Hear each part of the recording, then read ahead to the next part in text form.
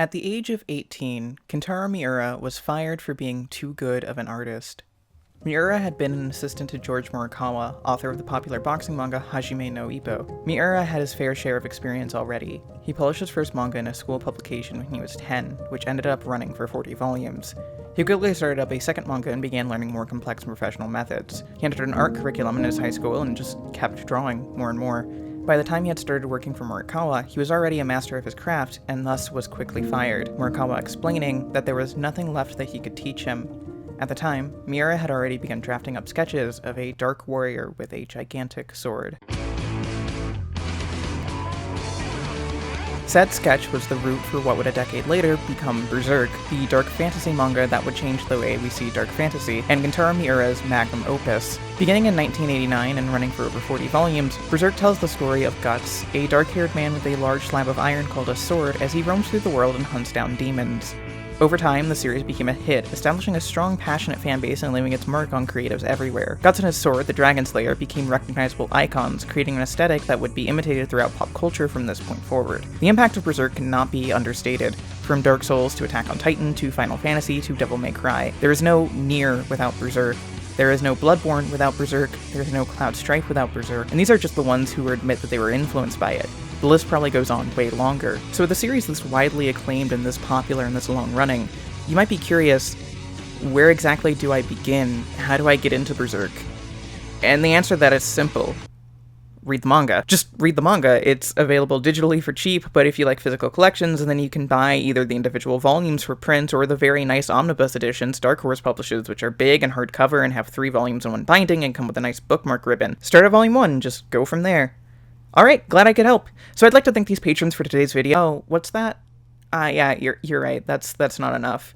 Because while that is a way to get into Berserk, it's not the only way, is it?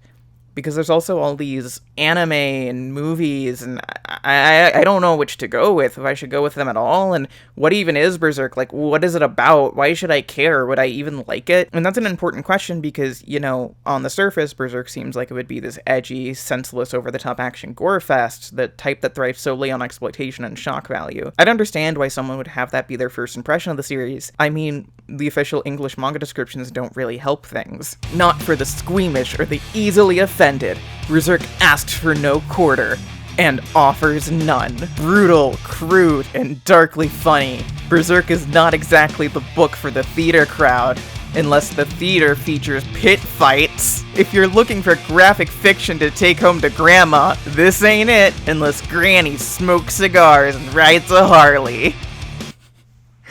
Yeah, that's not a good way to sell it, especially because it's not representative of Berserk as a whole. Berserk is a series I hold very dear to my heart. From the first time I began reading the manga when I was 11 to now, I always found myself very attached to this world and these characters and these themes. I tend to go through the series once a year in at least one format.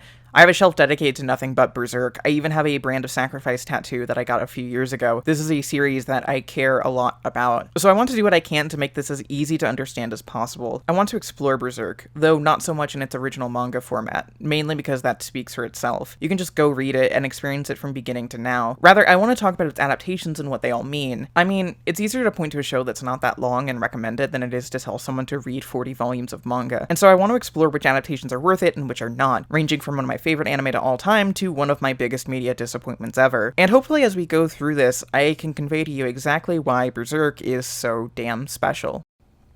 Okay, but like before we actually get into that, there is some context that you need. The Berserk manga starts off with the Black Swordsman Arc. It's a relatively short and simple arc spanning about 3 collected volumes and not much in the way of plot. We're introduced to our main lead Guts, a one-armed and one-eyed man with a mysterious brand on his neck and a giant sword, as he takes on the title of Black Swordsman, going around and killing various demonic beings called apostles. Accompanying him is Puck, a small elf he meets in the first chapter who is capable of healing Guts' wounds and is very cheerful and optimistic, much to Guts' chagrin. And that's basically it. The arc is essentially these Monster of the Week stories of Guts running into some demonic entity and then finding a way to kill it, while he gets into arguments with Puck about their differing philosophies and attitudes regarding the world around them. The first 2 chapters are self-contained encounters, but chapter 3 and beyond revolve around a sub-arc entitled Guardians of Desire, in which Guts and Puck enter this town ruled by a man named the Count, who has become an apostle and has dedicated his life to killing heretics. The Black Swordsman arc is... like, okay, I wouldn't say it's bad. It's good. Well, it's fine. But it's definitely spotty. And it definitely lacks a lot of the finesse that later parts of Berserk would have. I think the main flaw of it is that, on the surface, it can feel a lot like edgelord shit. A big reason for this is just in the way Guts is written. He is... well, he's an asshole. A huge asshole. And I believe Miura went into this project with the mindset of trying to create a manga with the most unlikable protagonist he could, and oh, he succeeded. He definitely succeeded. Guts spends almost the entirety of the Black Swordsman arc being a prick to others. He's constantly putting down everyone around him, not showing any real empathy for anyone else, constantly spouting this doomer, pessimistic rhetoric. Like, for example, there's a moment in the Guardians of Desire arc where he just kicks this elderly, disfigured, disabled man, and then says he looks like a monster, all because the man put his hand on Guts' shoulder, and that's just one small moment out of many like it. And while Guts will get more depth later on, and his attitude in the spirit of time will get explored and elaborated, some of this stuff just still doesn't feel right. Like, the first page of Berserk is Guts having sex with a demon so that he can lure it in for a kill, and well, that just doesn't fit the characterization we get later, to the point where some may argue whether or not the first page of the series is even canon. Guts' worldview and his overwhelming belief that everything is terrible colors most of the Black Swordsman arc. It would be wrong to call it the most depressing arc that Berserk has done, but it's definitely the one that feels the least optimistic. It presents the world as a world where no one is safe, a world full of sex and violence and horrors beyond our understanding. And more than that, it presents the idea that these horrors are inevitable, that life is just like this and you can fight back, but there's a good chance you just suffer and die. And it can really, really, really start to feel like edgelord shit. Though weirdly, I'd say that's also one of the reasons why I'd recommend reading the Black Swordsman arc. Don't get me wrong, it's flawed and it's my least favorite arc of the series, and while I wouldn't recommend skipping it, I wouldn't blame anyone who can't vibe with it. But at the same time, what it does really well is set the scene for the manga as a whole. The Black Swordsman arc is important to understanding the overall story of Berserk, not necessarily because of any plot-related things that happen in it, such as Guts meeting Puck or the introduction of the Beylit or anything like that. No, it's important because it sets up the atmosphere and the characterization that Berserk is going to explore. Despite how uncharacteristically harsh the arc may seem relative to the others, despite how overwhelmingly unlikable Guts is in this section, it's important that you see this and hate it. You're supposed to hate it. You're supposed to be upset. The arc doesn't glorify Guts. Not at all. If it was, it would have left out Puck. Puck is the moral compass and, dare I say, the thing that makes the arc work. He exists to call Guts out whenever he gets too harsh. He provides comedic relief to offset the darker moments, and even though this spot of the manga seems unfocused, you can already tell that Miura has ideas for where the story is going because he straight up has Puck just say the thesis statement right at the beginning of Volume 2, and the thesis statement isn't "killing demons is cool and fun." And you can also see Miura get a handle on Berserk by how the arc ends. Without going too much into spoilers, reading the Black Swordsman arc is like seeing an author gradually gain more and more of an understanding of what he has to work with. This can be seen just in how the Count is written versus the main villain in Chapter 1, the Snake Baron. The Count isn't sympathetic per se, but he's understandable. He has a backstory, and you can understand how this man, in the position he was in, would end up here, and you can see a more morally mixed side of him, really analyzing what it means to be a demon and to give up your humanity. By the end of it, you get the proper introduction of what will be the series' big bad, the God Hand, but more importantly, you see an unexpected sight. Guts crying. Yeah, Guts has one of his big "fuck you, the world sucks, be better" speeches, and he turns around and starts crying. It's a small moment, and with the way the panel is drawn, a bit funny, but it's also very powerful. It's allowing this hyper-muscle angry boy to just cry out. It's the first time we've seen Guts show an actual human emotion, and it's from here that the story is going to really start to ask several questions, namely, how did the world get like this, and how did Guts get like this? And this leads us straight away into an extended flashback. And by extended, I mean around 10 volumes long. Welcome to the Golden Age arc. An arc focused entirely around chronicling Guts' backstory, from the moment he was born to moments leading up to Guts becoming the Black Swordsman. Gone is the dark fantasy setting replaced by a more low-key medieval style. Gone are the hardcore demon fights replaced with elaborate army sieges and many, many, many scenes of dudes in armor on horseback. Gone is Guts the Edgelord replaced with Guts the babyface angsty teen. It can be a lot to get used to on your first time reading, not just because of how different the content is, but because of the instantaneous leap in quality that happens. Yeah, the difference between the Black Swordsman arc and the Golden Age arc is astronomical. Basically, everything is better. The characterization, the art, the handling of themes, it is such a night and day difference, and the fact that it happens so suddenly is mind-blowing. And then the series just kept going for 5 arcs total and about 40 more volumes, just being consistently great and feeling expertly crafted and put together. The start of the Golden Age arc and Berserk's switch to Young Animal magazine caused a spike in popularity for the series, turning Berserk from a cult property to a hit, and the increased attention would lead to the creation of Berserk's first animated adaptation in 1997. In November 1997, less than a year after the Golden Age arc ended in the manga, a 25-episode animated adaptation of Berserk aired on Nippon Television in Japan. The series was titled The Sword Wind Romance, Berserk in Japan, but localized here as simply Berserk. For the sake of convenience, let's just call it Berserk 97. The anime was directed by Naohiro Takahashi and animated by OLM. OLM was a great choice for Berserk, as months beforehand they had started adapting another popular dark fantasy series, Pokemon. Berserk 97 is primarily an adaptation of the Golden Age, skipping over all but the first chapter of the Black Swordsman Arc. In order to condense the story down to 25 episodes and also work with an apparent shoestring budget, large omissions were made from the manga to the anime, mainly removing a lot of the demonic and supernatural elements and scaling back some of these subplots. Large epic fight scenes from the manga are mostly replaced with paintings and workarounds in order to do their best. Plot points and scenes that would be too risque to show on network television are just gone, like just not there anymore. So here we have an adaptation made with generally poor animation that leaves out several important characters and subplots, skips entire arcs, and sanitizes some of the more explicit elements. It is my favorite anime of all time. Like, I usually don't like to give such definitive statements like that, but it just feels right. Berserk 97 is a masterpiece through and through. It's the rare show that I find myself rewatching from beginning to end every year since I was 12, at least once a year, and usually in one sitting. And if you've known me for any considerable amount of time, then I've probably gotten you to watch this show at some point, whether you're my childhood best friend, or my partner, or my parents. Nothing else I found resonates with me like this. But okay,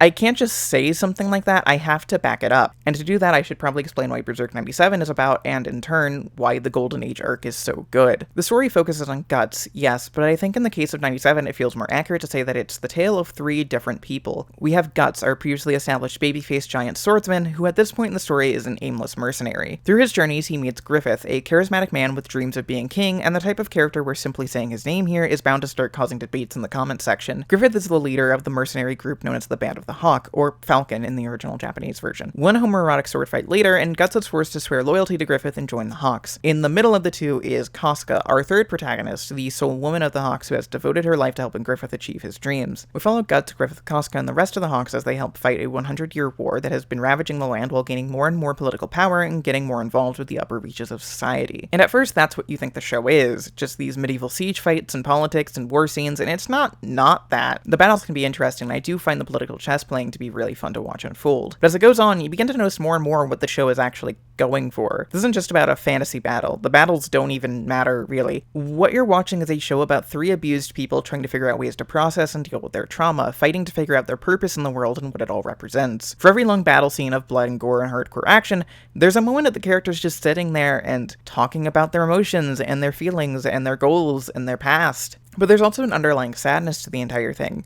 We know that this is going to end badly. We know that at some point that Guts is going to lose his arm and eye. We know that at some point he's going to go off on his own. We know that this bright-eyed young soldier will turn into the ruthless Black Swordsman, and that knowledge will carry with you through the Golden Age, always in the back of your mind, wondering how and why things are going to reach the tragic inevitability. This is also when Berserk really starts to go all in on its themes. The Golden Age arc asks a lot of questions about fate and dreams and human will and violence. In a world where everything is going down the path of causality, how much control over our actions do we have? What does it mean to have your own ambitions? Is living in the shadow of someone else an acceptable way to live, or do you need to follow your own path? What does death mean in the context of war? How important is your dream? Does it outweigh everyone else in your life? Is it our personal drive or our emotional connections that make us human? But these are all reasons why the Golden Age arc is good in general. Like, all that I just said could apply to the manga version of the story as well. So what is it about the way the 97 anime portrays it that makes it stand out? Why is this adaptation worth watching compared to just reading the manga? Well, first we have to ask ourselves what is the most important component of adaptation. On the surface, the point of an adaptation is to take the content of a work and execute it in a new medium or format. But I think what people can stumble on when it comes to thinking about these things is that adaptations, or good ones at least, are less like hitting copy and paste on a keyboard and more like translating a language. It's about finding out the meaning of that original text and trying to find a way to convey that via the tools of what the new format is. What separates a good adaptation from a bad adaptation is less literal one-to-one textual conversion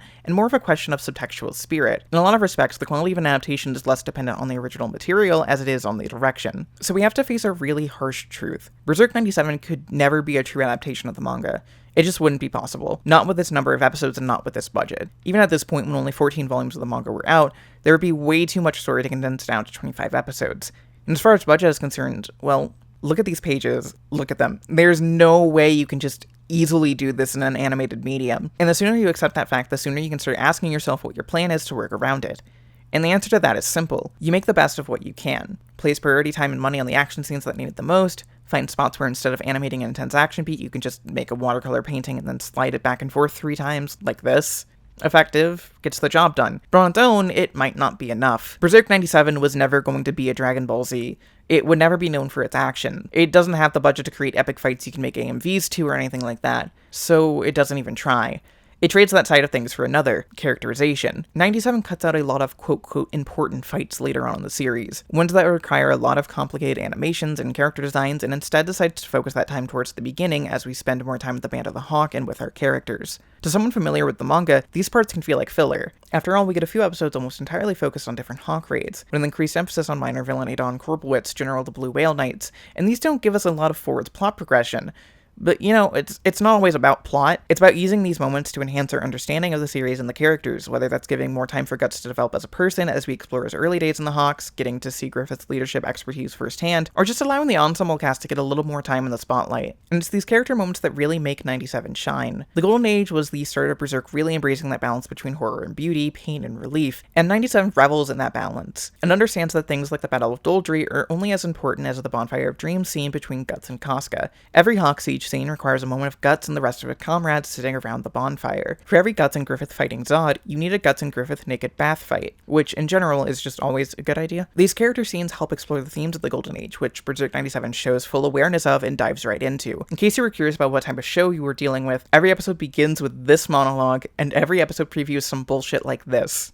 When is there a time where one can live his dream without inflicting a wound on someone else's heart? In this world, is having affection towards someone an avoidable sin? Man realizes his capacity for joy through his experiences of love and his capacity for ruin. Could it be even ruin holds an irresistible fascination for man? And I really do need to give special shout out to the dub. It's phenomenal, and the English voice actors do an astounding job bringing these characters to life. Yes, it is an anime dub made in the early 2000s, so there's definitely some stilted deliveries here and there. But overall, the dub actors managed to bridge that gap between something that feels like a sound booth character voice and an actual living person. None of the cast sounds like they're playing up a role in the same way you might hear in other anime. Unless you want to count General Adon Korbowitz of the Blue Whale Knights, who is voiced by Mike Pollock, aka Dr. Eggman, but that's, you know, sort of his thing. Oh, and the music. I couldn't get through this without talking about the music. I'm a big fan of media where the score seems like it's only composed of 3 songs, but they're used so well and do such a good job at establishing a unique tone that you become really attached to every melody, and Berserk 97's score falls under that specific qualifier. It's composed by Susumu Hirasawa, who will essentially become Berserk's music dad after this, having done at least 1 song for every piece of Berserk media from this point on. What really stands out about it is just how different it is. Generally, fantasy scores have a very specific sound. No matter the tone of the original work, you tend to think of grand, sweeping orchestration, sounds meant to convey a sense of scope and epicness. But 97's score isn't like that. It feels solitary, out of this world. The instruments used are eclectic, ranging from synthesizers to violins to bagpipes, where choir and other scores would be used to convey something divine. Whenever a chorus breaks out in Berserk 97's score, the sound feels like an emotional release. This isn't music that you put your dark fantasy to. This is something you find in a guided hypnosis video on YouTube, and I mean that in the best way. And the opening and ending themes are...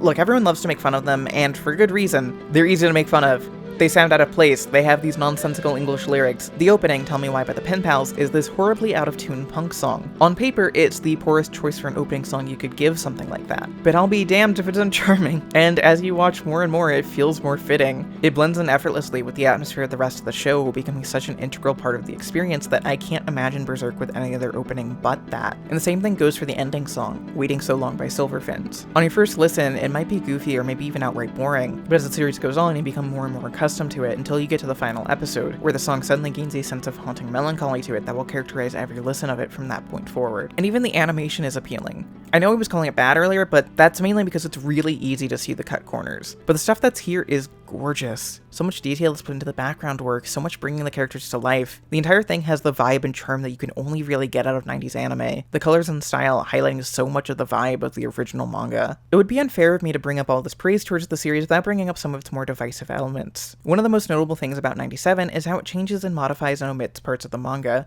Some of this is fine, honestly, like, there are some purists out there who will be mad that things like, I don't know, the Queen of Midland's motivation and backstory aren't fully portrayed in the anime. Personally, I'm more in the whatever zone on that. But then there's things like the gutting of the Black Swordsman Arc, essentially adapting only the first chapter of it as the first episode and then going straight into the Golden Age. For manga fans, it can be frustrating to see so much of that arc skipped over. For people watching the anime first, it can mean that the first episode feels out of place compared to the rest of the series, as it's so different and it can be hard to understand exactly why it's there. I've definitely seen a few discussions that say to skip episode 1 entirely and start on episode 2. Personally, I don't think that's the way to go. I mean, that first episode without the rest of the arc to follow it up does stick out, yes, and I would advise someone getting into Berserk for the first time to watch the first 2 or 3 episodes rather than just base their opinion off the first one, because it doesn't really match what the remaining 24 are going for. But it's still important to watch to get that framing device, to get you to start asking these questions, to get you to wonder exactly what's going on here. And honestly, for what the show is focusing on, I think having this part cut down to just 1 episode works perfectly fine.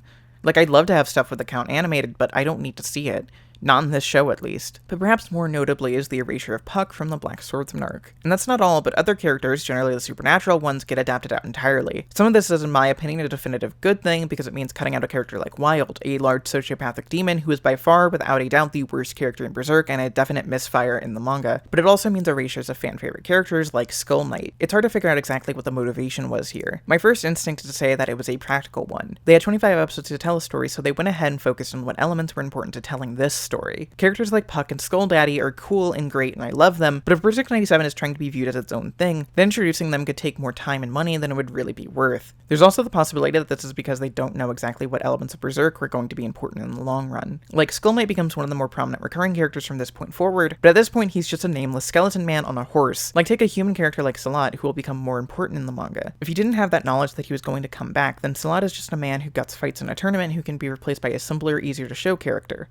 Remember, budget is $5 here. There's also the more artistic possibility that this was all a deliberate choice in order to give a very deliberate pacing when it comes to the supernatural elements of the story. The Golden Age arc overall isn't very demon heavy, but it also doesn't hide the fact that supernatural stuff is going on. This makes sense in the manga because by the time you get here, you would have read 3 volumes of dark fantasy demon slaying. But in an anime where you've already decided you're not going to do the entirety of the Black Swordsman arc, you can make things a bit more nebulous. Berserk 97 doesn't erase all of the supernatural elements of the arc. That would be impossible, but by trimming down a lot of that stuff, it makes the moments where they do appear stand out. You'll go 5 or 7 episodes entirely about medieval politics before you end up hearing someone mention something about fairies or get reminded about the mystical and mysterious Bailet that has this ancient prophecy behind it. And it means that once you get to the ending, once everything starts to hit the fan and shit goes weird, it really, really stands out and feels like a punch in the stomach. And I think that's why I prefer the anime version of the Golden Age. Like, if I were to recommend someone get into Berserk, this is 100% the place I would tell them to start. Not to say that the manga version of the Golden Age is bad, no, it's still great, minus the part where Wild exists. But there's something about the way that the anime presents itself that's just so alluring.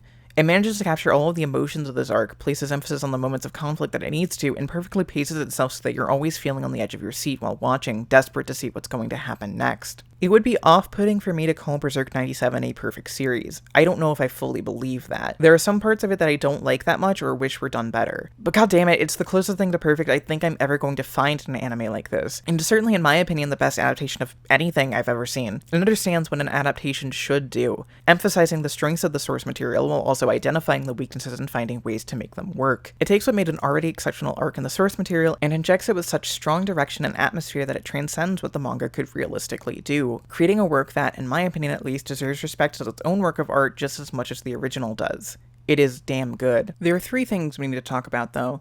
3 very, very important things that you need to know before going into Berserk 97. First off is more of a general warning, but now is as good of a time as I need to say it. Berserk is infamous for its usage of sexual assault. It's been a thing that can overshadow the way people view the work itself, an elephant in the room that can make it hard to casually recommend this series to people. And while I do think that Berserk handles the subject well most of the time, it still is brutal to see and a prominent aspect of the series, especially in the manga. I can understand why some people out there wouldn't be able to engage with something like this. And before people get mad mad at me for even bringing this up as an issue, Miura himself said in a 2019 interview that he regrets how much sexual assault was in Berserk in its early years, so this isn't a case of Mad Woman Online or anything. This is the author himself admitting that this was a problem. I do think that Berserk 97 and Berserk as a whole is a piece of art worth experiencing, but I also understand why that could be difficult. If you want to give it a shot but are nervous about this aspect of the story, I'm going to include a link in the description for a Reddit post that states the episode and time codes for each point of sexual assault in Berserk 97 so that you can skip through them, as well as the light description for what happens so that you can keep up with the narrative. Don't read the comments on the post though, they're bad. On a less heavy note, Berserk 97 can be a bit hard to track down. Technically. If you're in North America, finding a home copy of it is going to be tricky. The home release was originally handled by Media Blasters, who lost the license to the series in 2012 and has since then mostly just been publishing hentai. It's a whole story, but the point is that since then, no other company has made another Region A release of Berserk 97. There have been Region B Blu-rays out there that are pretty well priced and honestly look really great, but I mean, they are Region B, so you have to keep that in mind when going to look for them. At this moment, if you want to watch Berserk 97 in America, well, it's not easy to buy, but it's easy to find. That's all I'll say on that matter. Oh, and one last thing. Let's talk about the ending to Berserk 97, or, well, its lack of one. Berserk 97 is infamous for its ending. To give you an idea without spoiling it, the most frequent comparison I've seen is End of Evangelion. We're talking that level of sheer what the fuckness. It's depressing, and it's brutal, and no matter how much I see it, it still gets to me. And it also just stops. Like, without going into spoilers, 97 ends at what's perhaps one of the most shocking moments in the manga. It is the height of tension and anger and emotion. It's a lot to deal with. And rather than give any resolution to any of this, or even just show the downfall, the episode cuts to credits and the ending theme plays. You get a post-credit that just teases that Guts is going to show up as the Black Swordsman, and that's it. A version of Berserk without an ending. This has been a point of contention in the fandom for, almost 20 years now? I said that 97 was divisive for omitting plot elements from the Golden Age arc in the manga, and a big part of that is how it doesn't actually fully adapt to the end of the Golden Age arc. And fans don't just like to debate about the anime ending this way, but discussions will often turn to debates as to why. What caused this to be Berserk 97's ending? Why was this the choice they made? There are various theories for this. One was that this was simply meant to be a cliffhanger ending and OLM planned to make a season 2. However, low ratings or low budget or insert production reason here meant that the planned follow-up never happened. A contrasting theory was that this was always meant to be the ending. The 97 anime was made as a way to promote the manga first and foremost, and it did what it needed to do, which is end at a spot that would motivate people to read the manga, even if the motivation was finish showing me the rest of the scene. There's also the alternate pessimistic idea that there was just a lack of interest in doing anything outside of the Golden Age. Interviews suggest that the end of the arc caused a dip in popularity for the series, and Berserk was just now starting to establish itself, once again, as a dark fantasy manga. Perhaps they just didn't feel like there was enough material and enough interest to keep it going. This is something I've been trying to look up on my own for years without much luck, and I tried it again in preparation for this video, and I still haven't found anything conclusive. The fact of the matter is that this is a Japanese television series made almost 25 years ago. If any primary sources out there that could confirm or deny something like this, it would be decades old, probably done in a print publication, and in Japanese, a language that I do not speak. Personally, if I had to guess what happened here, I would think the answer lies somewhere in between all of this. I think that OLM were fully aware of the fact that they were only ordered for 25 episodes, and did their best to tell a story that would work in those 25 episodes, which is why they omitted the plot elements that they did. However, I want to believe that they ended on a cliffhanger, and they hoped that it would get picked up for more, as none of the plot deviations make it that impossible to continue forward. But that doesn't really matter because, well, we didn't get an OLM Season 2. The lack of closure in Berserk 97 means that some fans say it's unfinished or that it doesn't have an ending, and yeah, I used those words a few minutes ago, didn't I? But I'm not really sure. I think it just feels that way because there is the knowledge that there's so much more manga after this. If Berserk 97 was its own work, it technically would constitute a full narrative in my opinion. It would be a tragic one, sure, more tragic than what the manga version presents, but it does technically bring an end to everyone's arcs and plays with the themes that 97 was going for regarding humanity and free will. I would still say that it's worth watching, but just watch it with the knowledge that when it's over, you're probably going to either want to read the manga or explore the wiki just to figure out exactly what happens next. Or you can take the third option.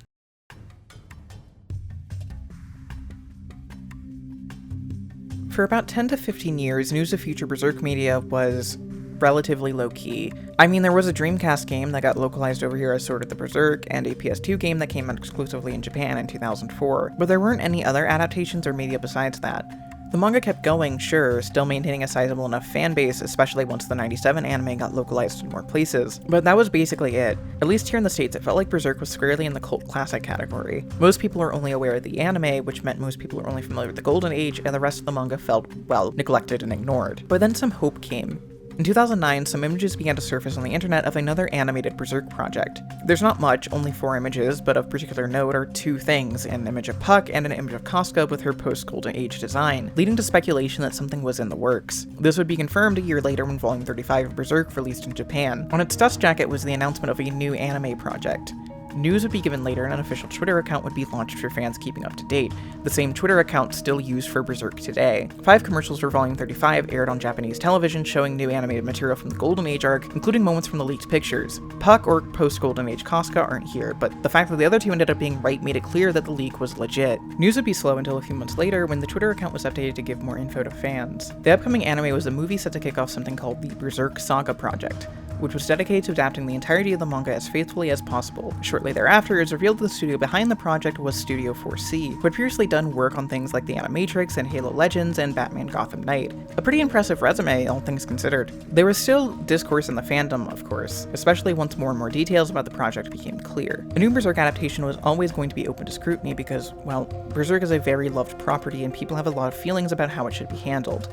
But things would get even more dicey when it was revealed that the start of the Berserk Saga project meant that we were getting a 3-film adaptation of the Golden Age developed simultaneously and released over the course of a year. Yeah, this is still a big point of contention, to be honest. On one hand, starting at the Golden Age makes a lot of sense. It's the chronological start of the series. It allows for you to get to experience the characters as they grow and easily track their development linearly, and while the omission of the Black Swordsman Arc entirely means that you miss the elements of foreshadowing and dramatic tension, it makes the later parts of the Golden Age stand out much more in contrast. Artistically, if this was going to be the start of the Berserk Saga project, then doing this could ensure a consistent experience in terms of animation and direction and creative talent involved. Additionally, from a business perspective, it makes some sense.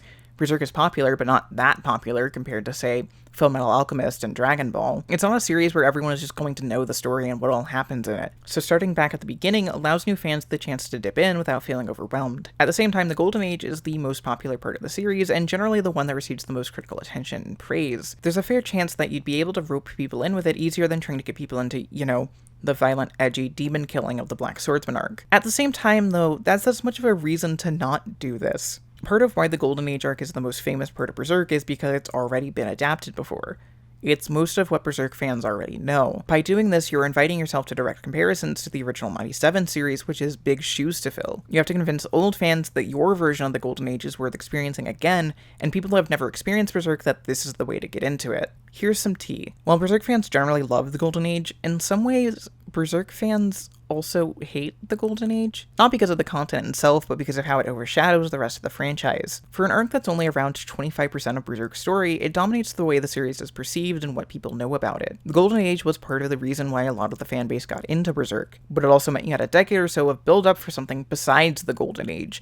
People desperate to see any other arc but it finally put onto screen. Remember, Berserk 97 ended on a cliffhanger, and there were people more interested in seeing the direct fallout from that than just restarting all the way back at Guts joining the Band of the Hawk. But nevertheless, the release date of the films were getting closer and closer. Various different promotions were done for it, from things like Guts and Griffith's armor being included in the original release of Dragon's Dogma, to the fast food chain Lotteria doing a special Berserk tie-in, to my favorite, this weird trailer that seems to be narrated by the Disney voiceover guy. Over 33 million copies sold worldwide. 2 men born under an evil sign. Only one decision remains: to fight or die. Anyway, soon enough, the films collectively referred to as the Golden Age Trilogy were released. The first film, The Egg of the King, came out in Japanese cinema in February of 2011. The second film, The Battle of Doldry, released in June that same year. And finally, the third film, The Advent, released in February of 2012. Distribution rights were picked up by Viz Media, who brought the films overseas for a home release. And how's the trilogy overall? Fine, I guess. The Golden Age Trilogy is exactly what it says on the tin. It's the Golden Age adapted as a trilogy of films. Yep, that's certainly it. This is certainly the Golden Age. Okay. There's not much I can really talk about in terms of story here. It's the Golden Age again, Guts and Griffith and Casca, Band of the Hawks, 100-Year War, etc, etc, etc. Because of this, I guess it's best to focus on the direction and how this version of the Golden Age differs from its predecessors. The stated goal for this project was to create an adaptation of Berserk that was faithful to the original manga, and whether or not they achieved that is questionable. From a certain perspective, yes, it is closer to the 97 version. At the very least, fan-favorite characters like Cellar and Skull Knight, who were omitted from that series, do make an appearance here, and that's cool and nice. And plotlines such as the tension between the king and Princess Charlotte are introduced, though not explored to the same extent they are in the manga, plus the fact that these were theatrical films meant that they could get away with portraying things that they couldn't necessarily on TV, like nudity and violence, which helps replicate a lot of the more intense moments of the original. But then there's some other parts that just don't work. The trilogy has to deal with trying to adapt 10 volumes worth of story, which already needed 25 episodes to tell before, into 3 feature-length movies. There's no way to do that without some cutting down, and thankfully not too many of the very important story elements got cut, minus some stuff related to the Queen and Minister Foss, who are basically just adapted out entirely, but rest assured, all the plot important stuff is there. And just the plot important stuff. That's where the real problem kicks in. Watching the Golden Age trilogy feels like watching a Cliff Notes version of the Golden Age. All the important beat-by-beat plot points are represented, but so much of the actual characterization and beauty is lost in the process. The first film is by far the worst offender of this, with its very, very short 77-minute runtime, counting both opening and ending credits. For a comparison, the same story events were covered in episode 2 through 10 of the 97 anime, and at an estimated 22 minutes per episode, that's 198 minutes total, about 2.5 times longer. And I know that longer doesn't necessarily equal better, and that the 97 anime included filler scenes for this portion of the story, but it just shows how bare bones the first film feels. To give a specific example, after Guts is forced to join the Band of the Hawk, the movie does a 3-year time skip in which we cut to Guts as a valued member and friend to everyone else in the group. It feels wrong. We didn't lose anything plot important in that gap, sure, but we lost the organic development of Guts' character. The films do get better as they go on, sure. While I find the first film to be closer to the bad side of things, movie 2 raises the quality back to passable thanks to some well-directed moments and a slightly longer runtime. There are parts of this that are honestly really great. The 100-man Slayer fight is cool to see, and this film has the distinction of having the most homoerotic heterosexual sex scene I've seen in any media. But once again, we find a bit of an issue here of just omitting the really important parts. This is the portion of the Golden Age where the existential pondering of the characters really begins to take center stage, and that really isn't shown here. It's hard to really explore this without going into heavy spoiler details, so I'll just say this. Any Berserk adaptation that doesn't portray the Bonfire of Dreams scene is missing the mark, regardless of anything else it's doing. So many of these quiet, contemplative moments are just gone, which makes their reappearance in movie 3 even more shocking. Yeah, the third film in the Golden Age trilogy is honestly pretty good, if not outright great. It hits basically every point I would want it to. Like the 97 anime, it reduces the various fights that appear in this section in a way that fixes the pacing issues of the manga and gets rid of Wild, the worst Berserk character. The emotional moments are all there. The 2-hour runtime means there's plenty of breathing room. The brutality of the ending is shown to horrific and graphic detail to great effect. Fun fact, this film is so explicit in its graphic content that its theatrical release had to be edited down in order to fit an R rating, with its home release showing the full film uncut. And yeah, this film is brutal.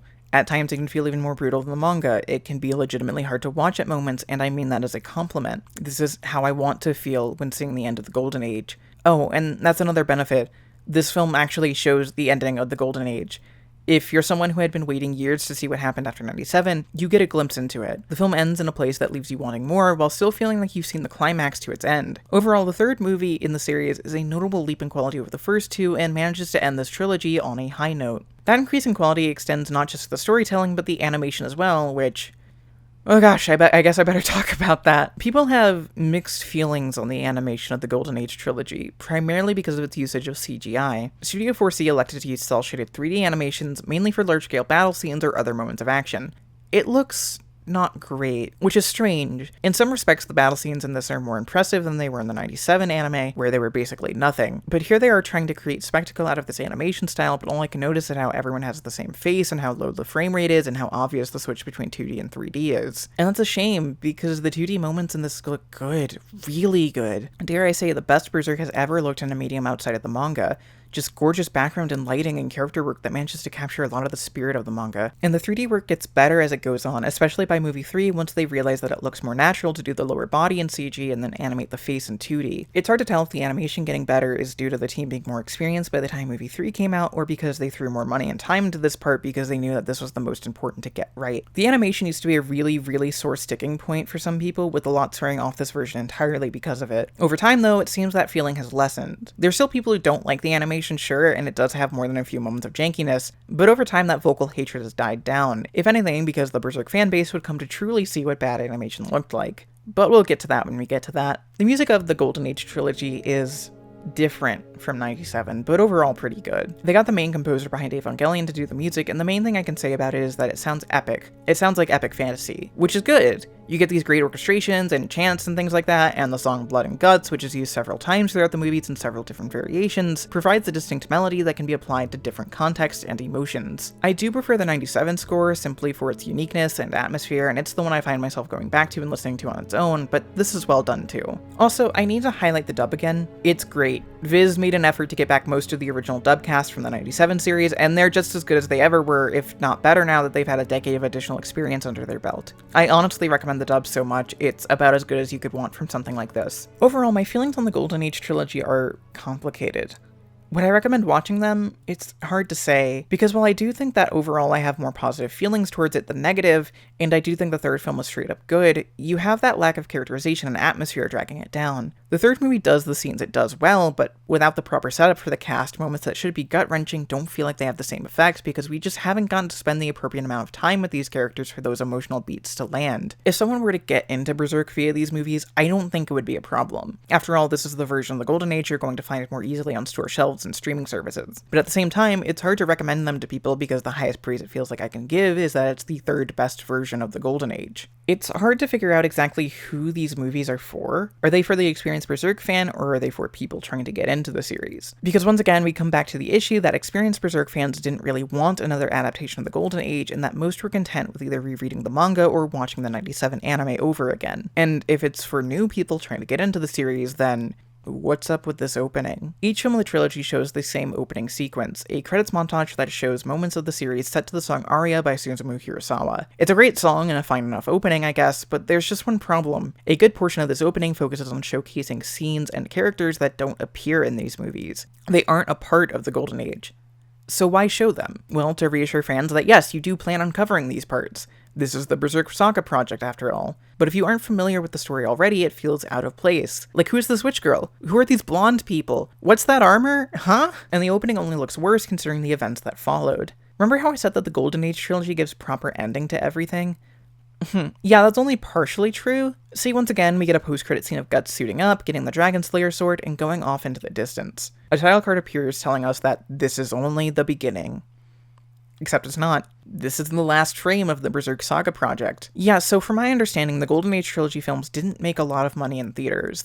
At the very least, they didn't generate the type of buzz they were probably hoping for. It definitely seemed like they landed with a whimper, at least over here in the States, where they were released a little fanfare and warm at best reception. It's clear that Studio 4C wanted to do more. Their co-founder, Aiko Tanaka, said in an interview that she wanted to do a film adaptation of the Lost Children arc, and it was clear that they wanted to cover stuff that took place after this. But sadly, this wasn't meant to be. The project just died. Once again, a version of Berserk without an ending. And for a while, that was it. Occasionally, you'd hear word of another adaptation incoming, or Studio 4C being interested in doing more, but they were either just rumors or fans getting their hopes up. The fanbase continued to follow the manga and still wished to see a follow-up to the Golden Age done. And then, they got their wish.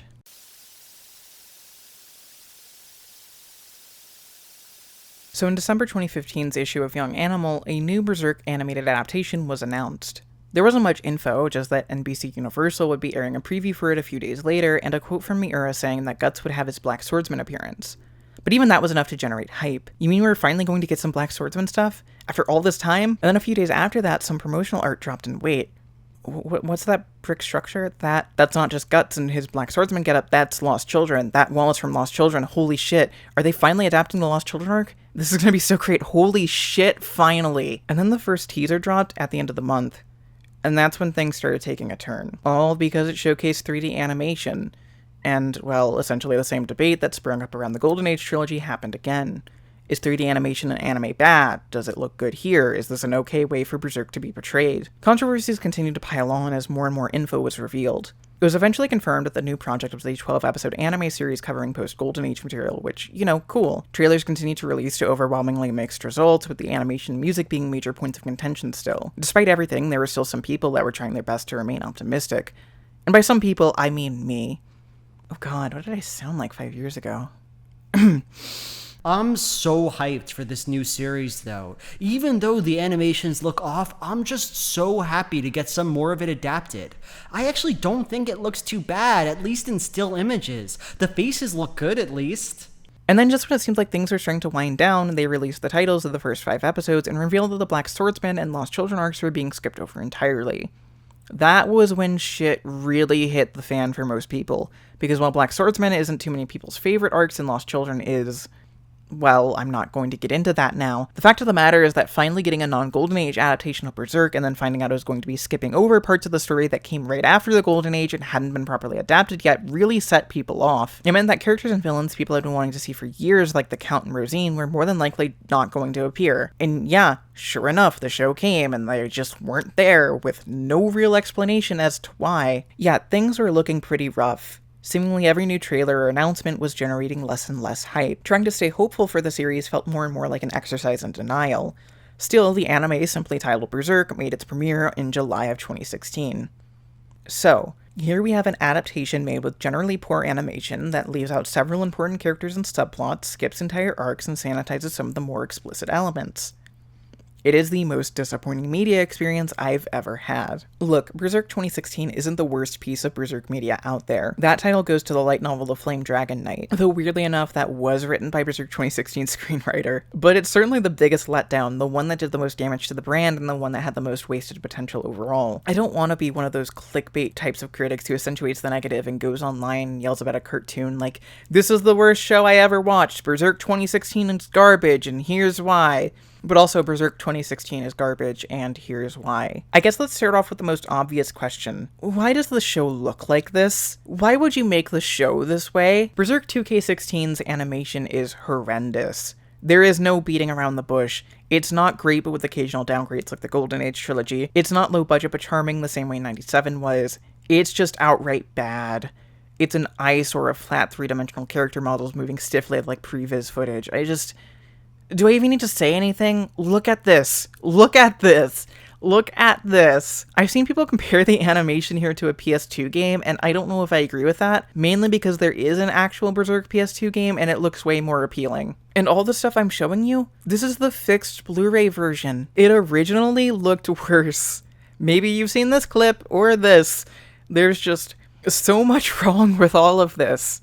I'm going to try my best to explain what happened here with the animation, at least according to this Anime News Network article on the subject. So apparently producer Tetsuya Satomi of Linden Films came with the idea to do a 3D anime of Berserk. He knew this idea was ambitious, so he reached out to an anime studio called Gemba to work on it. They were a perfect choice, as they had never been in charge of a full-length anime production before. Yeah, not exaggerating, literally never. They had done background work and CG assistance, but had never been the primary animator on anything before this. And they were aware this was a bad choice. Several members of the team expressed skepticism that they'd be able to do this while the series was being greenlit, but eventually they relented and began working under Leiden Films. Then they just kept stepping on rakes over and over again. So a lot of people in the fan base have thrown criticism at Berserk 2016's director, Shin Itagaki, mainly because, well, the dude isn't known for doing stuff like Berserk. He does 2D comedy anime, that's his whole thing. Like, he did a Devil May Cry anime once, but that's an anomaly on his resume. But I'm willing to give him the benefit of the doubt. People can be good at multiple things and exploring different genres. And also apparently his problem was actually wanting to stay too close to the source material. Yeah, Itagaki's vision was to try to replicate as much of the manga's detail as possible in a 3D environment. As you can tell from these comparisons, that did not happen. And like, yeah, of course it didn't happen, it couldn't happen. But he insisted on it, which led to a lot of conflict between him and the animation team. They started working on the series in spring 2015, but didn't finalize what it would look like until December of that year, after the first trailer had been released. And then afterwards, they just scrapped everything used in that trailer and remade every single asset. Every single one. 150 character models now had to be remade from scratch.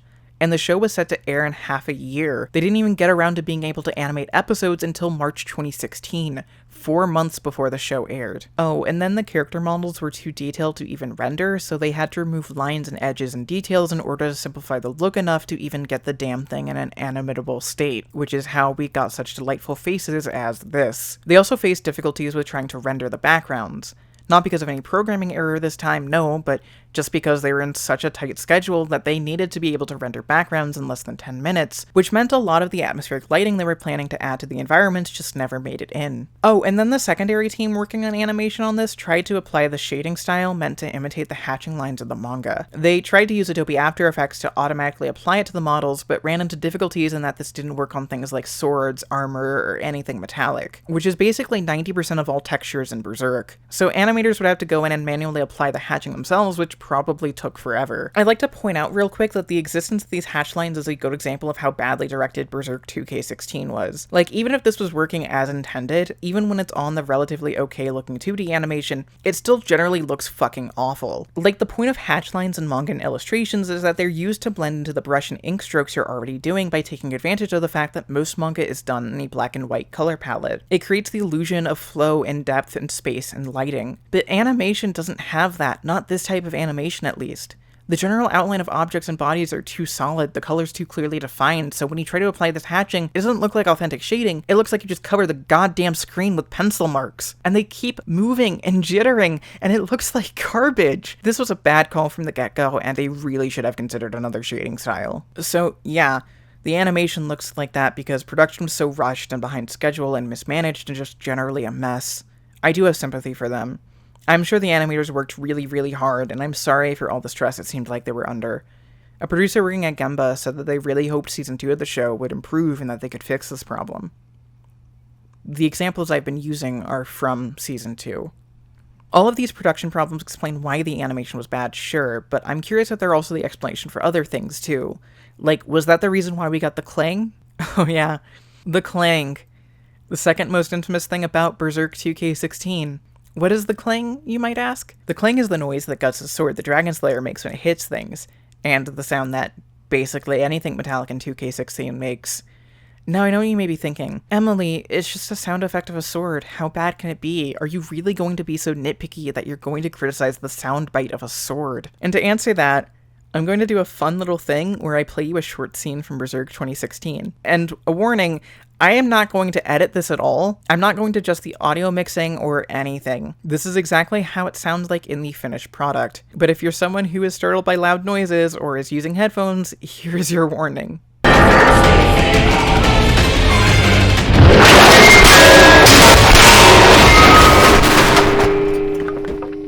It clangs when he touches his sword. It clangs when he swings at the air. It clangs when it hits bone.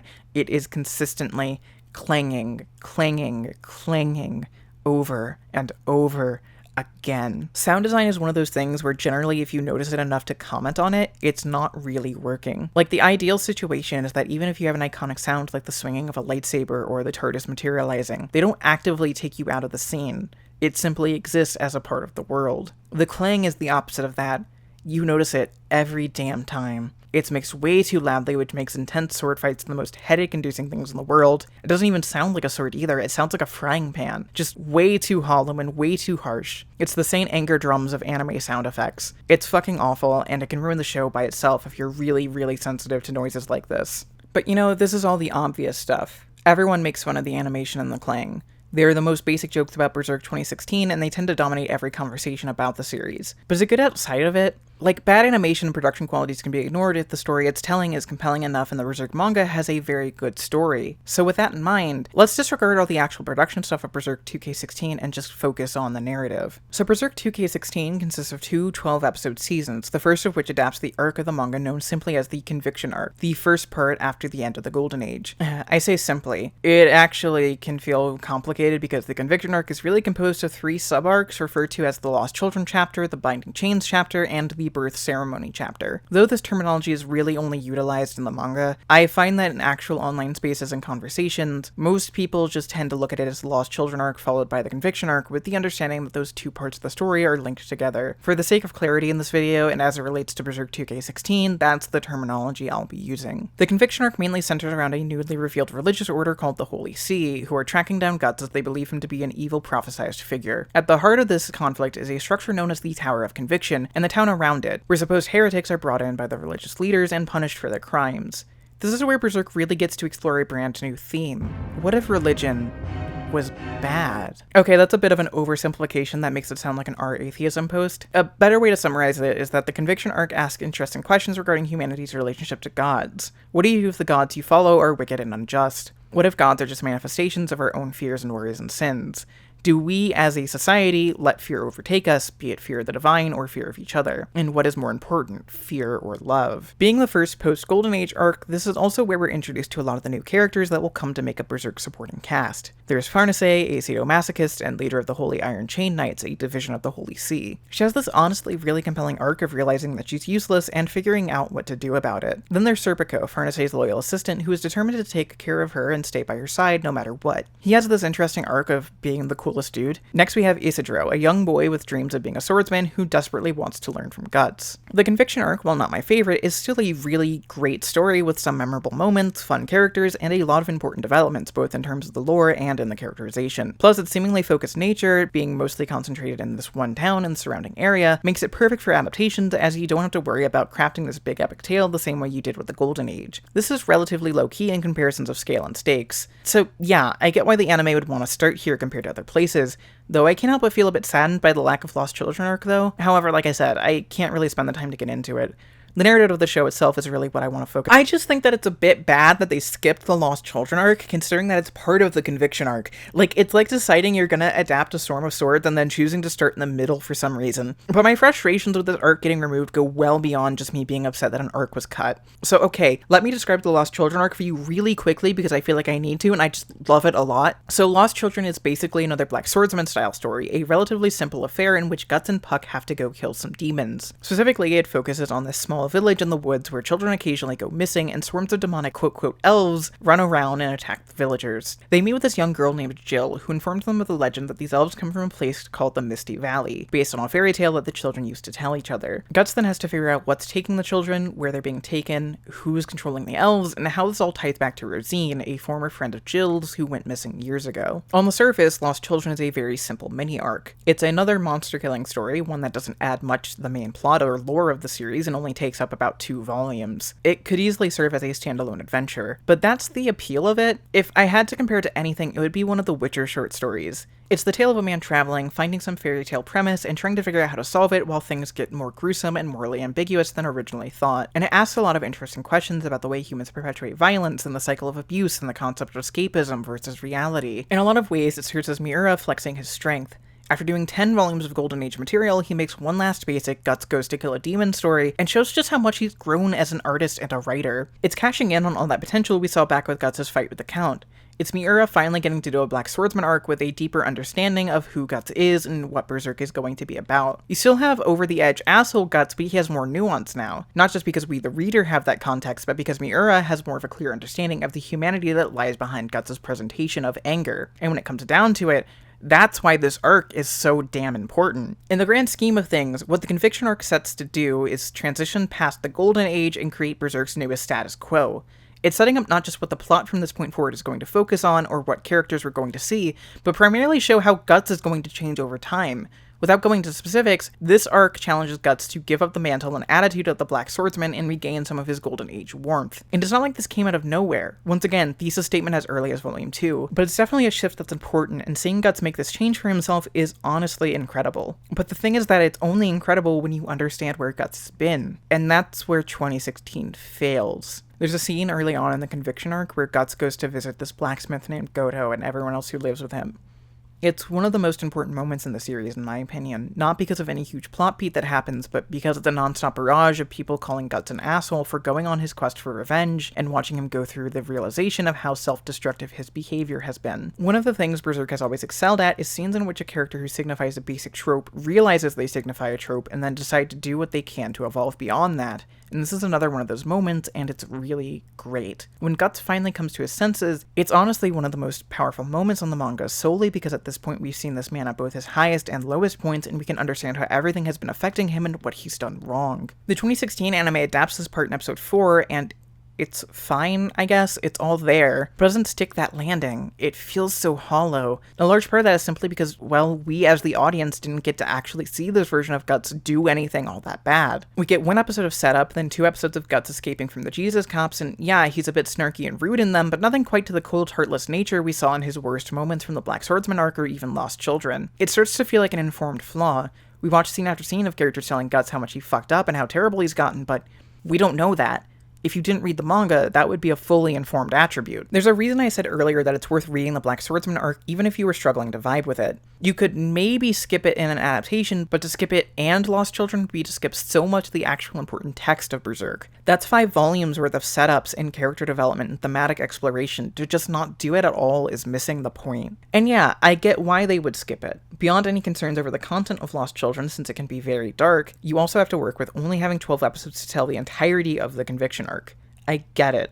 Cuts had to be made, but that justification doesn't necessarily make it good, especially when it comes at a detriment to the rest of the story. It really highlights one of Berserk 2016's biggest narrative problems. What you're watching is Berserk, sure, mostly done true to the text, but with none of the emotion or weight or context that gives the series any meaning. I don't know how Berserk 2K16 would play for someone who hasn't read the manga or hasn't watched any of the Golden Age adaptations, because it really does just feel like it's missing so much that would help decipher exactly what's going on. And what stuff is actually adapted doesn't fare much better either. Let's say you're someone who's watching Berserk 2K16 and you either know all the context needed or its absence doesn't bother you, and you're just trying to engage with what's actually there on screen. Berserk 2K16 just isn't a compelling show to watch. This comes down less to the script and writing itself and more towards the directing. I know I said I was willing to look past the animation, but I can't deny the effect it has here. It's hard to find yourself emotionally invested in the story when you're looking at characters that look flat at best, terrifying at worst. It doesn't help that, unlike the Golden Age, which moved very fast and had a lot of various low-key scenes, the Conviction arc, and really every arc of Berserk post-Golden Age, moves at a slower pace while placing more of an emphasis on bombastic supernatural battles, so the animation has to do a lot more heavy lifting. The lighting too is also a problem. I know they were having issues with their engine and stuff like that, so I don't want to tear into them too hard, but it just feels so off. None of the atmosphere is there. Take the scene, which is supposed to be at dawn, just as the sun begins to rise from a very dark night. It looks not like that. This is nitpicky, sure, but that stuff adds up. Atmosphere is such a hugely important part of Berserk, and seeing it not really done here is so strange. Also another nitpick, but the credits just start rolling at this moment too. And I know this is a timing thing, that the episode is running a bit long, so they have to run the credits over the final scene or something in order to make it fit for network broadcast, but did it need to be in the middle of the frame? Where it's directly covering the characters who you've positioned in the middle frame, meaning you can't see these two start to fight. And this isn't a one-time thing. There are multiple episodes that have this problem, where it's not just running the credits, but over the middle of the frame where the characters are also positioned.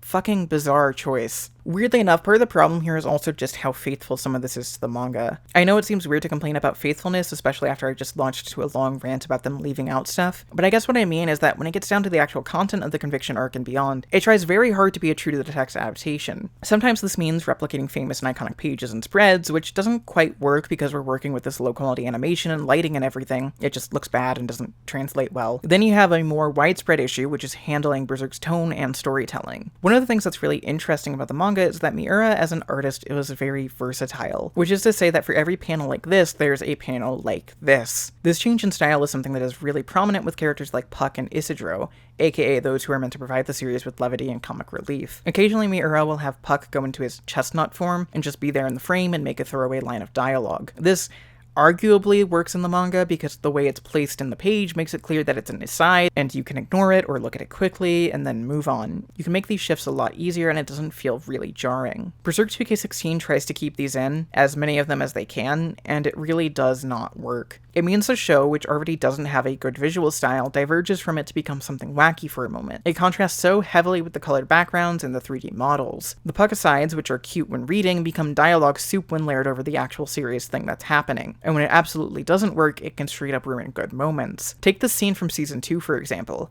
These two are having a serious conversation about death and grief, and then the sexy sax song starts playing and everything turns into a cartoon so quickly. This moment is included in the manga, yes, and this is how it's done there, but your job as a director is to realize when something like this won't translate to screen and do what you can to convey the idea while adapting it to animation. While I have the sexy sax song on my mind, the music also doesn't help. I know there are people out there who call the soundtrack the most redeeming aspect of Berserk 2K16, and I get why people would feel that way, but I don't know if I would call the score all that good. In all actuality, after binging the series, I think I sort of hate it, or at least the way it's used here. It's strange. The music is done by the same guy who did the score for the Golden Age films, and I liked the music there well enough, but there's just nothing here that's really worth grabbing onto. Most of the main melodies are very forgettable, except for Blood and Guts, which was taken from the Golden Age films, and I don't like the version of it here. It's loaded with these heavy electric guitars in a way that sounds way too try-hard, like a metal guitar cover you'd find on YouTube. When it's not that, Berserk 2K16 really loves using these psycho string chords over and over again for the commercial bumpers, or just in a really intense moment, and it sounds bad because it just feels so unmotivated. And then there's the hi-yo.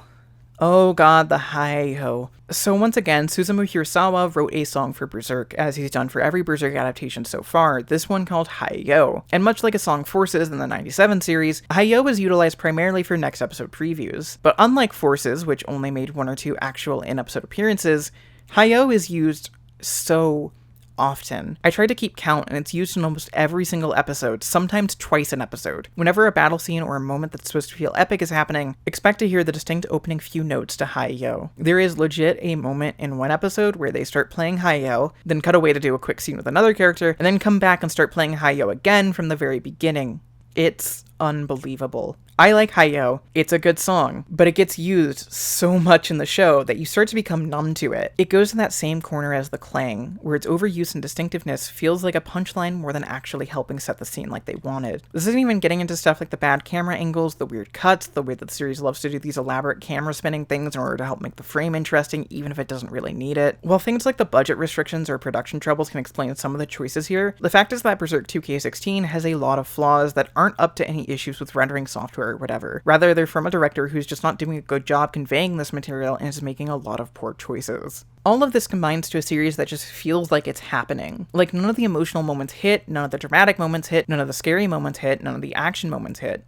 Scenes play theoretically suggesting a sense of urgency, but the material isn't actually presented in a way that makes you care or make you feel invested. If I had to think of any comparison, Berserk 2016 reminds me a lot of that Killing Joke animated film that came out a few years ago. It's an adaptation that technically hits all the plot points and dialogue of the original comic, sure, but by simplifying the art and animation style so much, by removing the original context of the work, by not really understanding how to hit the emotional moments you need to, you end up with an adaptation that's essentially just the story of the original with nothing that made it good or interesting and distinct in the first place. The adaptational equivalent of microwave mashed potatoes. One of the problems with this, though, is that it does the opposite of what an adaptation theoretically should be. An adaptation should carry on the strongest aspects of a work while figuring out ways to fix the weak parts. But when you don't have the strong parts, it makes your audience start to notice the weak parts as well. And that's the real sin of this series. It makes you start to notice the flaws of the source material. Things like how Guts really isn't in the conviction arc that much, or how slow the pacing can be relative to the amount of plot-relevant stuff that happens in it, or Nina. Oh, Nina. Nina is a young sex worker who is part of a small found family of sex workers that reside outside of the Tower of Conviction. She's suffering from an unnamed illness, heavily implied to be an STD, that is slowly killing her and may one day affect her mind. She's also a coward and selfish and frequently makes terrible decisions. Just to give one example, there's a moment where she takes the guy she's interested in to a pagan orgy without letting him know, and when he reacts in surprise because, paganism is illegal here, and also he wasn't warned beforehand, and it's a full-blown goat-head pagan orgy, she panics and thinks he's going to tell on her, so she pushes him off a cliff to what she thinks is his death. That's just a small taste of things. There's even a moment where a member of the Holy See comes in to take and torture someone Nina's supposed to guard, and she just hands the person over, and even the guard comments they didn't need to do anything to Nina to get her to give him what he wants. She's one of the most hated characters in the manga, with really only Wild causing as much passionate disapproval from fans. And this is by design. Nina isn't supposed to be likable. She knows that she's a coward, and she knows that she's selfish. Whenever faced with a decision, Nina will make the wrong one. That's how she is. But the point that Miura seemed to be making with her is that even though Nina is terrible and frequently makes the life of those around her worse, she will still be shown with love and mercy, even from those she wrongs. It's meant to contrast with the way the church reacts to people, showing that this small band of sex workers acts with a more religious concept of forgiveness than the literal church itself. And the ending of her storyline, when she realizes that she wants to live because she's able to feel fear in the face of death, is one of the more memorable moments of the arc. Whether or not this worked for you depends. I can totally understand why someone would hate Nina in the same way that I can understand why someone would love her. What's interesting is that Nina is a very, very controversial character, and the release of Berserk 2016 saw a huge increase in Nina hate. She went from being a character people were just simply annoyed with to being labeled as the worst Berserk character. It was a huge change, and while some of this can be explained by Berserk 2016 exposing the conviction arc to a section of the fanbase who had never seen that part of the story before, it really points to something about this show that made such a negative impression on people. I've seen people defend manga Nina, but I have never seen anything but vitriol for anime Nina. And the weird thing is, Berserk 2016 didn't do anything different with her. They didn't cut out any important scenes, they didn't add filler or anything that ate up screen time or introduce some new terrible thing she did. They just did all her scenes from the manga, exactly how the manga did it. And fans hated it.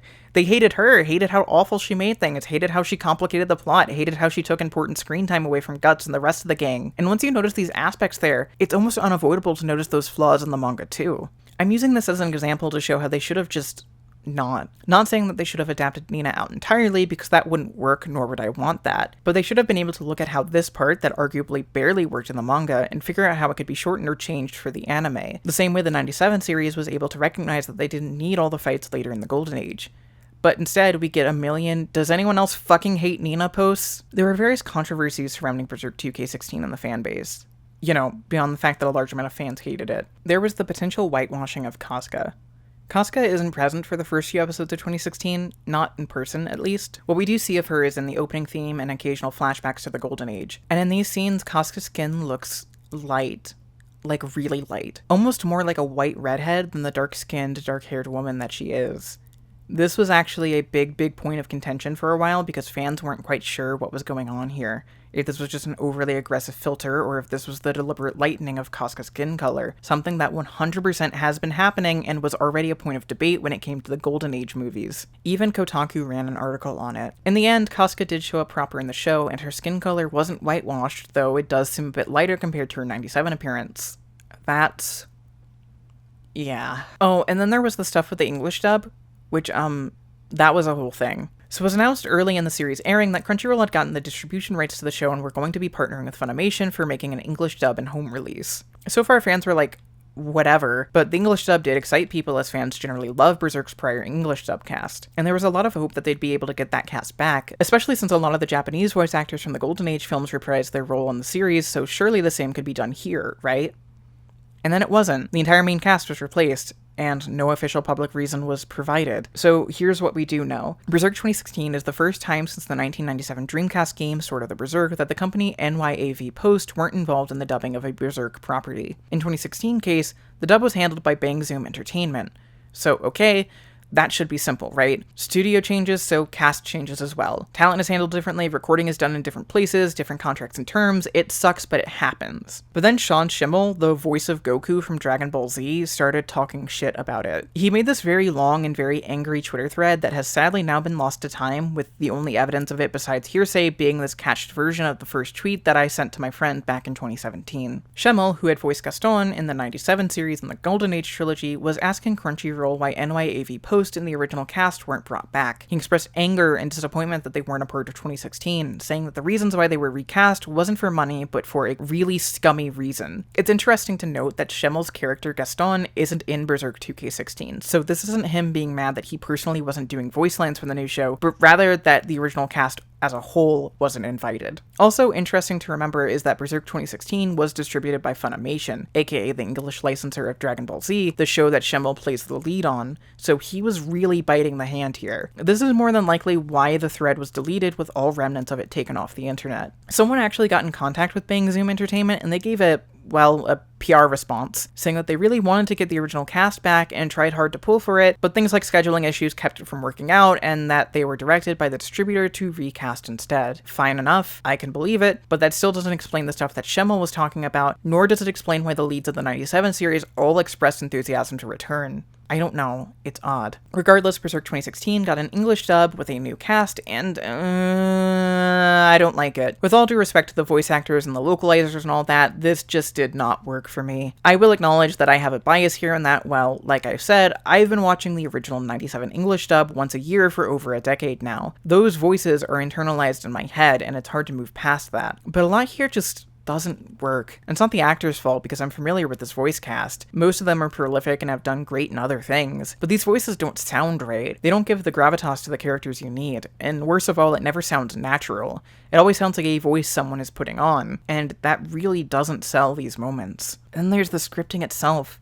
The dialogue in the dub is, well, sometimes it's just an accurate translation of the manga or Japanese script, and that's great, but sometimes you get these really awkward phrasings meant to match the lip flaps. Stuff like, "That news is old. Burning people to death isn't limited to only the clerics, is it? See?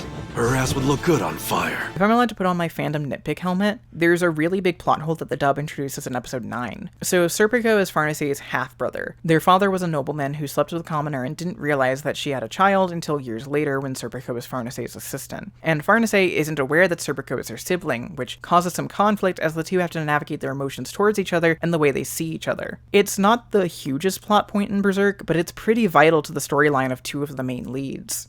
And then in episode 9 of the dub, Farnace just calls Serpico her brother and mentions our father. Like, the Japanese version doesn't do this, so I'm not sure why this got brought into things. But it's such a weird change that honestly ruins the arc of these two characters and makes not a lot of sense, especially considering Season 2 gives us a flashback episode that explains the whole sibling thing and shows that Farnace doesn't know. And this wasn't fixed on the Blu-ray or anything, and as far as I know, it hasn't been addressed. Not to start a conspiracy theory, but the weird dub scripting mixed with the recastings because of scheduling conflicts makes me think that this was a dubbing process that was rushed. And I don't mean this in a they didn't care way, but rather that there was pressure from the companies involved to just get this done as quickly as possible and as efficiently as possible, even if it meant not double-checking your scripts or not waiting for the original voice cast to become available. Also, this is a sidebar, but to prep for this video, I went ahead and ordered the complete series on Blu-ray because it was the easiest and cheapest way to obtain a copy of the second season. And I noticed that it came with a code for a digital copy, and I didn't really need to use it, but, well, it's included, so I might as well redeem it. So I entered the code and hit the redeem button, and I got this message. This digital copy code is not yet active.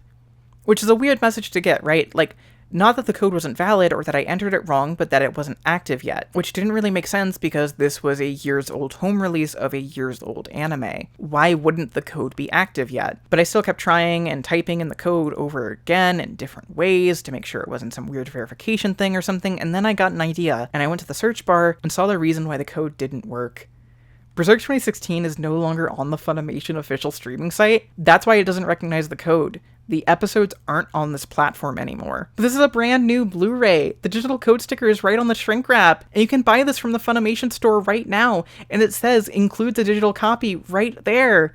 Like, holy fuck, sort this shit out, Funimation. This is both hilarious and embarrassing. But yeah, reactions to Berserk 2016 were pretty negative overall. It got some early mildly positive buzz from critics, but that muted over time as the fan backlash and controversies became more and more prominent. So when a 12-episode second season was announced, fans responded with an exhausted, "Oh god, why?" But I mean, it didn't need to be bad, right? The group struggled with their first outing, but maybe with more experience under their belt, they could get it working and working well. After all, the Golden Age trilogy had their fair share of growing pains, but by the end they were pretty good, so maybe that could happen here, right? They could take this opportunity to make the second season better. In a lot of ways, it's worse. Okay. So Season 2 of Berserk 2016, sometimes called Berserk 2017 by fans, adapts the first half of the next arc, known as the Falcon of the Millennium Empire arc, or the Millennium Falcon arc if you're not afraid of getting sued. I know this seems silly to say, considering that the arc starts in like volume 21, but this is where Berserk finally settles down into its status quo and what the rest of the series will be like. Our main cast is all grounded and established, we have our goal, we can now follow these characters on their quests. This is where the story notably splits into two very distinct directions. Guts and his JRPG party as they set forth on their journey to a mystical elf island, and Griffith and his army as he continues trying to get his own kingdom. This is also where things take a gradual turn into something more like Shrek. Things get really into fairy tale territory as we start seeing more and more creatures beyond just demons, and we get introduced to magic and witches and the concept of the astral world, and we meet the best character, She-Urk, who is the cinnamon roll and one of the neatest inclusions to the story Miura ever made. It's honestly really cool, and I love this arc so much, and I dare say that, disregarding Lost Children, Falcon of the Millennium Empire is my favorite arc in the manga because it just captures so much about what makes the series great and has so many memorable moments, and every character develops and it feels appropriately epic in scale and scope up until its end, which is one of the most jaw-dropping things I've seen in any work of fiction and a true showcase of Miura's skill as an illustrator. It's top-notch stuff from beginning to end, and maybe that's why my reaction to Season 2 is so much more mixed to negative, because in some ways, some of what I love about the arc in the manga comes through. Characters I adore, like She-Urk and that little weirdo Sonia, are still here. I still like seeing Guts with this JRPG party. We still get the scenes with Griffith and his army that I find very fascinating and love to analyze. But it's not enough. And once again, we come back to that issue of conveying the narrative. There's so much here that just doesn't feel like it's doing the material justice. The character beats still aren't being hit. The action scenes, which are some of the highlights of this arc, just can't live up to the hype. The animation is still really bad, which is strange. Sometimes the animation's good. Like episode 14, the episode that focuses primarily on Serpico and Farnace's backstory, genuinely looks pretty good for the most part. Granted, a lot of this is because it's mostly in a black void, and the plot is cut up so much that it barely reads even if you do remember this chapter from the manga. But it's by far the best looking episode of the series, and legitimately impressed me while I was watching. But then you get episode 21, which is infamous for being the worst looking episode of the entire series. And for good reason. Nothing here works. This is where some of the most notorious animation moments come from. The characters look dead and motionless. The side characters' lips don't move, so you can't tell who is talking. The scene is surrounded by this never-ending fire that looks more like a Windows 97 screensaver than actual fire. What really makes it worse is that this is one of the most iconic moments from the series. This is like fucking up Goku becoming Super Saiyan for the first time. It's inexcusably bad, and even on the fixed Blu-ray, it looks awful. Much like Season 1, Season 2 at its best just sort of happens. In some ways, the issue here is worse than Season 1, as the Falcon of the Millennium Empire arc is way less concentrated and focused than the Conviction arc, meaning that it's very easy for the episodes to feel aimless, especially given that it only covers half of the arc, meaning that a lot of the payoff isn't there at all. It's another case of the show making the original material look worse. In the manga, this part of the story is great.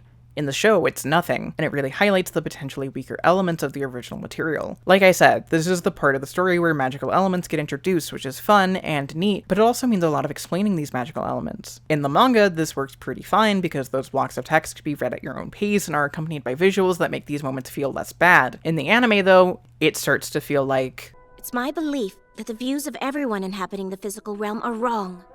The hill on which this church stands, it was once home to a temple to the spirits of this land. In order to stamp spirits out of trapped in the existence, spirit realm. the Holy She See built probably many melted churches into on this places flow when she sacred to became those one who with the revered water spirits. spirit. If Their we wake rigid her body doctrine before is her shrine soul more is than back, a tool who to knows what the demonstrate effects may the be? spiritual form of the Her soul shrine might that not be stood able to before the return, church was rendering revealed her an in God's invalid. name. Then what do And you with the very suggest we water do? elementals. Oh, there's a technique she used in time for...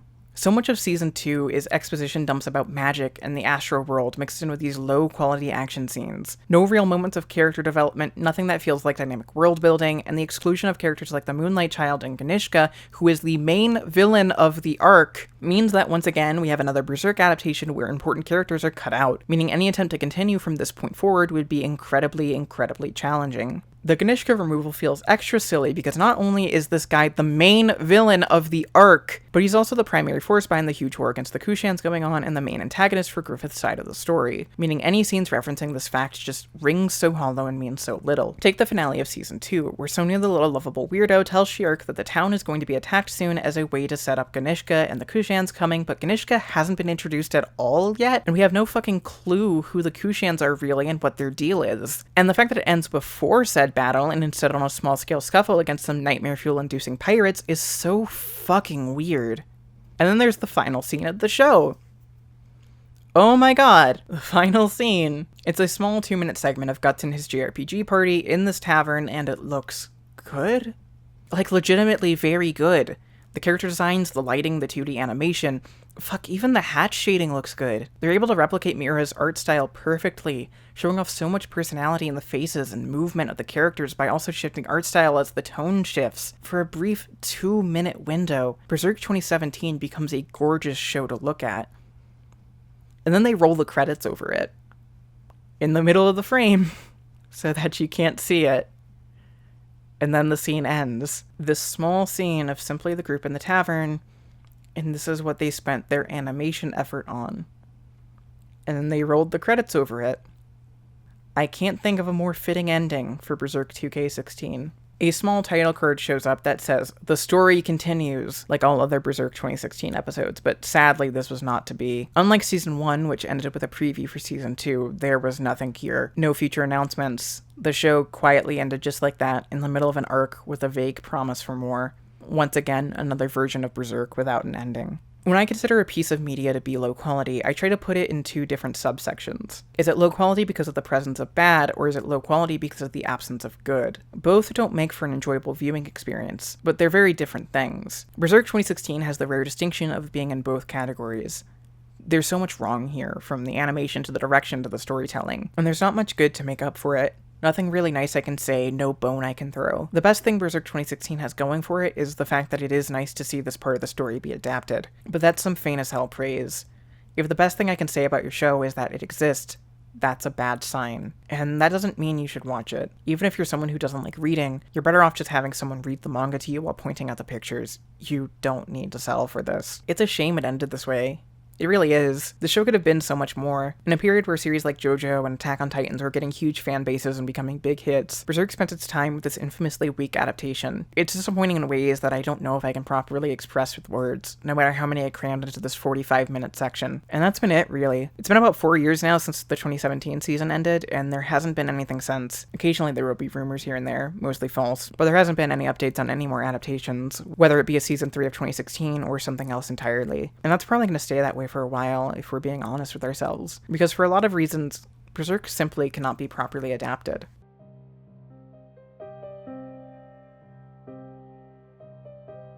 So, okay.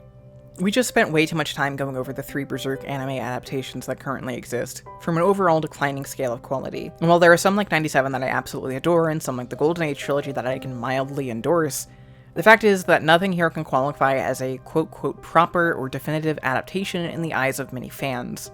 And I'm inclined to agree. Berserk 97 is a masterpiece, but it's not a proper adaptation. I mean, at best, it only represents a fourth of Berserk as a whole. So what gives? How can a series be given so many chances and just continue to not hit that mark? And can we ever expect to see one in the future? Well, So Berserk is in a weird zone as far as content goes. Let me try to visualize this as best as I can, okay? So let's say that Berserk is a triangle, and at each point of this triangle is a different defining feature of Berserk that any adaptation will have to struggle with.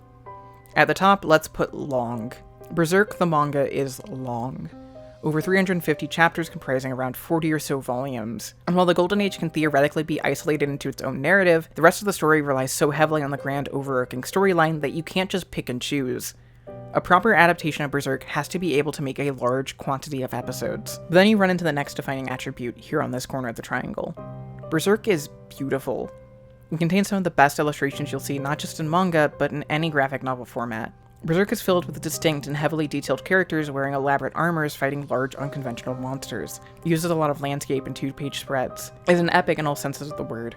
It is impossible to separate Berserk from the mastery of its art. And that's going to suck for you, because you have to figure out how to animate this. And yeah, you technically can, but that's going to require a lot of work, and a lot of work requires a lot of money. And this is where you get into the conflict with the top of the triangle. Because of Berserk's length, you'd have to attempt a budget for countless episodes. How do you acquire and allocate the funds needed to tell the entirety of the story, while also making it look as good as possible?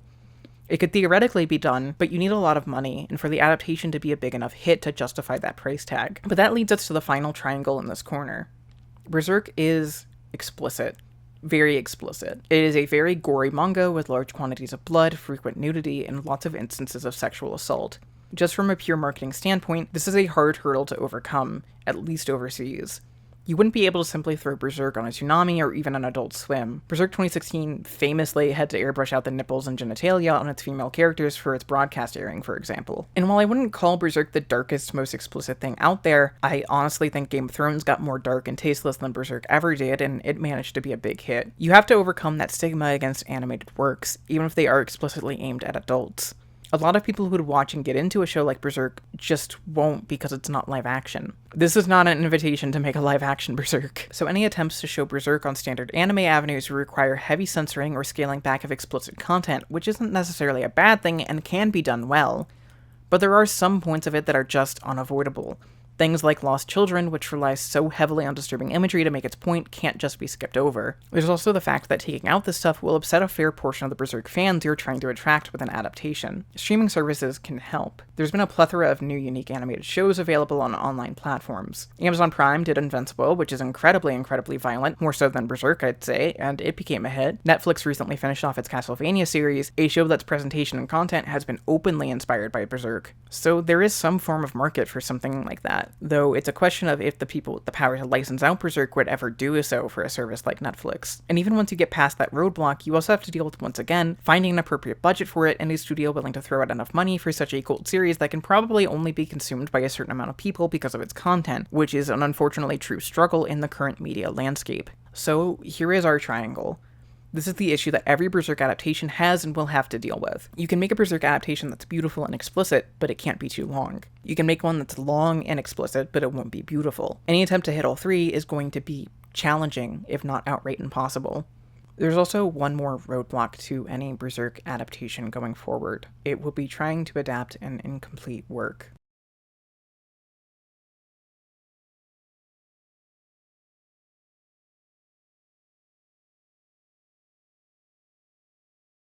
It's hard to convey the shock Berserk fans felt. It had been mostly quiet in regards to Berserk news.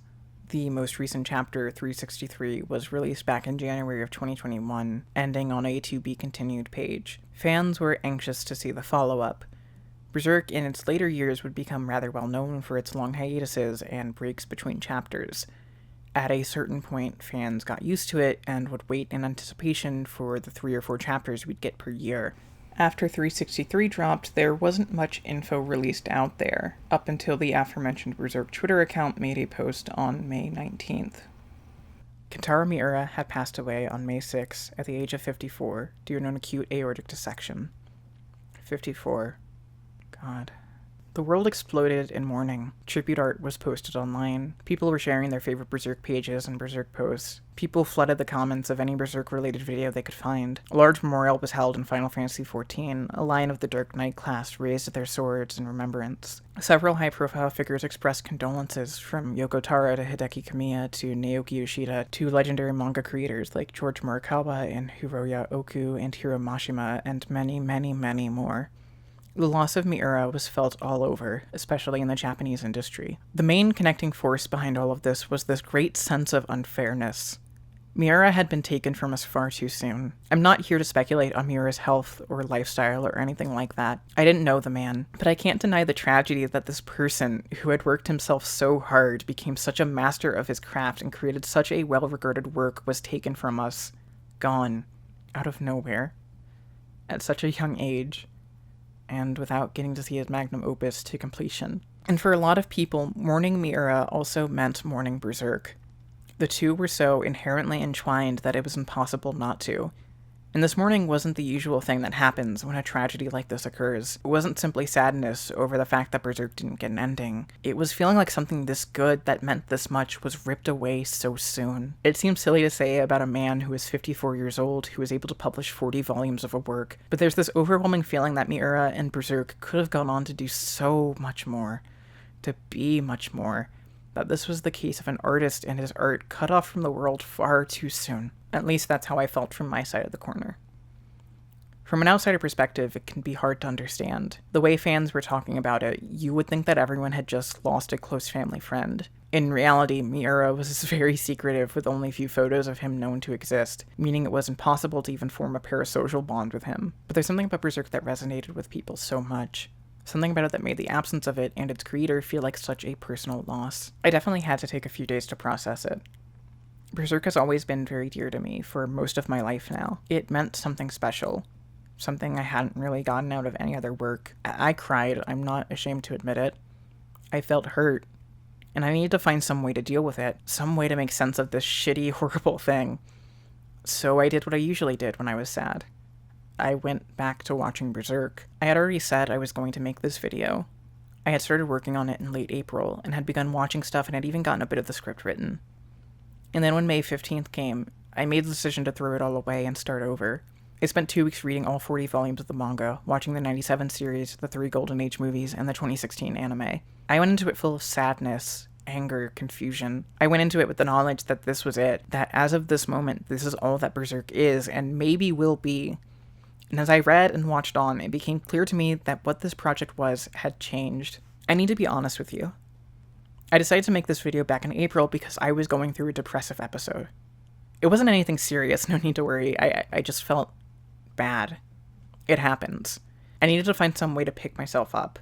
And as such, the idea came to my mind to talk about Berserk because it would give me an excuse to go through a series that I used to cure my depression spells anyway. Like I said, I watch the 97 series at least once per year, and I do that for a very good reason. And if I could do that while also introducing people to a work that I really love, well, I'd love to do it. But Miura's passing changed things.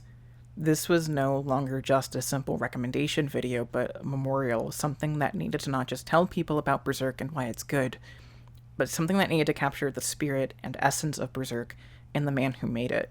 And most of all, explain why it means so much to me and so many others, and why people are so passionate about the franchise, both its good and bad parts. There's something in Berserk that I really want to talk about, but I will have to give a warning for it. Not just because of spoilers, but because it's incredibly dark and I don't want to spring this on anyone unprompted. So this is a content warning. I'm going to be doing some, in my opinion, relatively minor spoilers for the Golden Age, and I'm going to be talking about child abuse and sexual assault. If you don't want to hear about this, skip to this time code on the screen. Okay. So in all the adaptations so far, there is one specific plot point that has never been fully portrayed on screen. Alluded to, yes, to the point where it can probably be inferred, but never truly shown. Guts was raped as a child. His father figure Gambino, motivated solely by spite, sold Guts for the night to another man in the camp, Donovan, who proceeded to pin Guts down and rape him. We see it. It's hard to look at. Guts would later go on to kill Donovan on the battlefield, and then later, when Gambino starts to attack Guts in a drunken fury, Guts goes on to kill him too and runs away. This is why Guts doesn't like being touched. This is why Guts is so angry at the start of the series. This is why Guts refuses to let himself get close to anyone else, why he's so reluctant to join up with the Band of the Hawk. So let's cut years later, towards the end of the Golden Age arc. Casca and Guts have just had their first kiss on the top of the waterfall. So much romantic tension and character development has led to this moment. The two take their clothes off and start to have sex, and everything is nice and romantic and tender, and then Guts has a flashback to his childhood, to what happened, and he panics.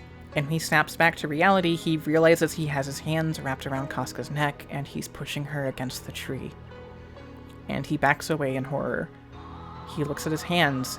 He starts talking in a hysterical panic. He tells Casca about what happened, about how he was assaulted as a child, and about how he killed Gambino, and he calls Gambino his father for the first time. And he starts crying, and then he looks over at Casca and apologizes to her for ruining what was supposed to be her first time, and says if she wants him to leave, he will. And then as he walks off, he talks about how he's still so affected about killing his father, even though it doesn't make sense as he's killed so many people on the battlefield, and then Casca embraces him. And Guts tries to tell her off, say that she doesn't need to continue with this because it would just be the two of them licking each other's wounds. But Casca says she doesn't mind, that she's glad that Guts felt comfortable enough to share all that with her, and that the two of them know each other's weaknesses and losses, Casca having already told Guts about the time that she was sexually assaulted and had to be saved by Griffith. She kisses him, and the two continue on.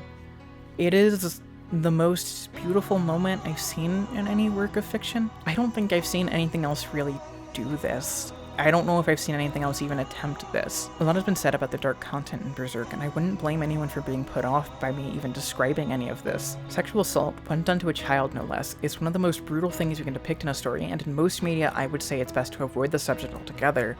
But Berserk isn't most media. Weaker stories would take that element and just leave it there. It would be used to establish how fucked up the world is, how cruel humanity can be, hammer home some cynical, pessimistic point about morality and society and whatever. But Berserk doesn't do that. It takes this plot point and uses it to show how something like this actually affects the characters. This isn't an isolated incident. This is something that Guts is going to struggle with for the rest of his life, something that affects how he behaves and interacts with the world around him. And in this moment, Miura is taking this incredibly dark and brutal thing and turning it into something beautiful. We see this big, strong protagonist cry. We see him shed tears. We see him talk openly about being abused. We see how he's traumatized and how it's something he's still struggling with, even now years later when he's older and stronger. And more importantly, he's showing us that that's okay.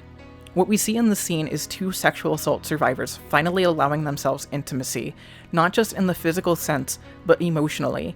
And we get an important lesson, that you can have your trauma and struggle with it and still be deserving and capable of love and compassion. This is why Berserk is so good. This is why Berserk is top of its class when it comes to dark fantasy.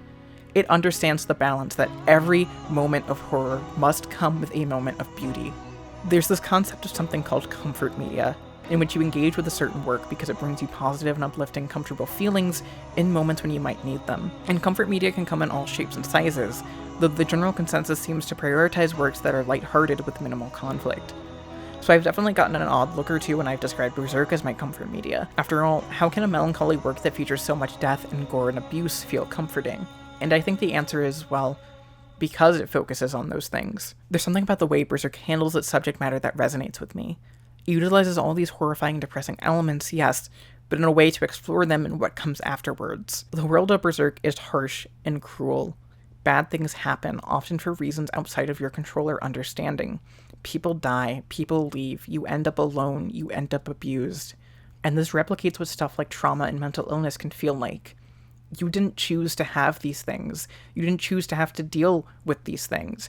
They were placed upon you. And the question then becomes what to do about it, because you have to deal with it every single day of your life. And that's where the comfort part of Berserk comes in. Because at the end of the day, what the story is trying to express is that terrible things might have happened to you. You might have lost your dream. You might be struggling to just go on. But you can go on. Even if it hurts, even if you have to spend every day of your life fighting, there is something worth living for, and something worth fighting for, and something worth loving. Powering against the darkness around you is an important theme of Berserk. Guts is often called a struggler by people in universe because of how much shit the world seems to throw at him. He is literally fated to die, and yet he's still standing.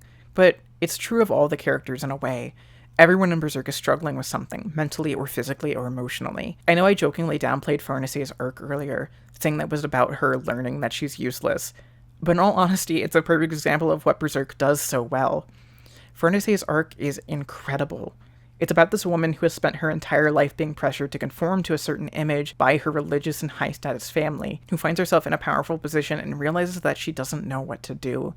She's a failure at everything she's been forced into, and when she's no longer able to just keep following others' directions, realizes that she doesn't have an understanding of who she is as a person or her passions.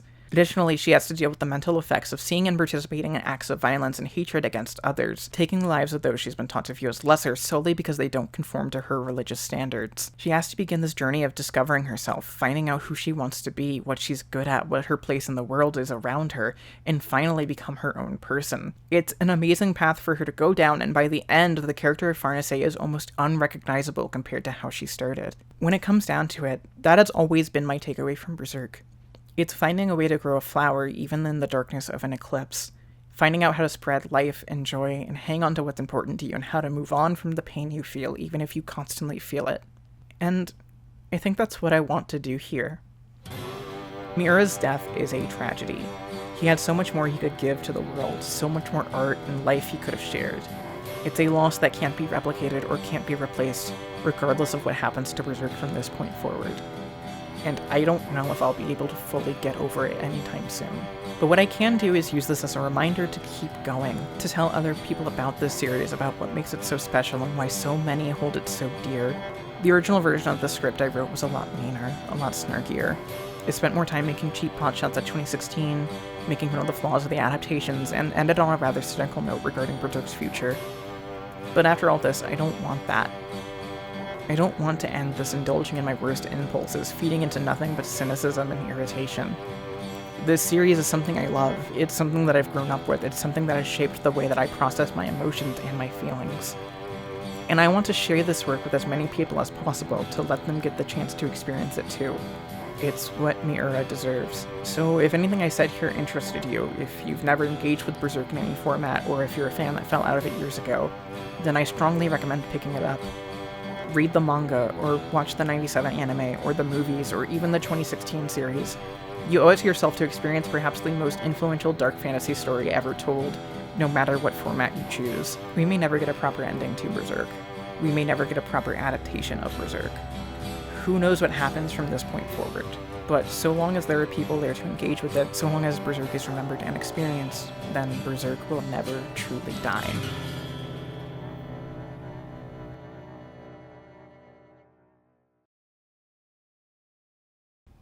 I want to thank all of my patrons who were all so gracious and understanding with this video coming out way later than I said it would. In particular, I'd like to thank, and hopefully pronounce correctly, Alpha Chad Beck, Alice in the Middle, Beacon Bug, Clara M, Daisy Hind, Dan Connell, Dana Carrier, David Portnov, David Rose, Dramatic Soprano, Dree, Elliot Berry, Emma Kay, Given Curvlow, J. Marquez Durst, Katrina Leonidakis, Kyle Edman, Kyle Slaby, Lily Sugarman, Madry Bread, Mason B, Michelle, Michael Freitag, Mr. Bones, Mr. Schmiff, Nathan Y, Nick Skahe, Paige, Ramona Montagani, Richard Pryor, Sam Wade, Samuel Snap, Sarah Zed, Scarebank, Sebastian Canino, Simon Welsh, Skylar Conlon, Sound Effects Madison, Spencer, The Independent Shadow, There Is Always Dust and Dark Water Building the World, The Recognition Scheme, Tim Delegati, Tobias Luchernay, Trevor Steers, and York. Thank you all so much. I really appreciate it. And goddamn, that was a lot of names. What the fuck happened between the Family Dollar vid and now? You know, my dad watches my videos, and I never told him I got a Berserk tattoo, so, hey Dad. Sorry this is how you found out.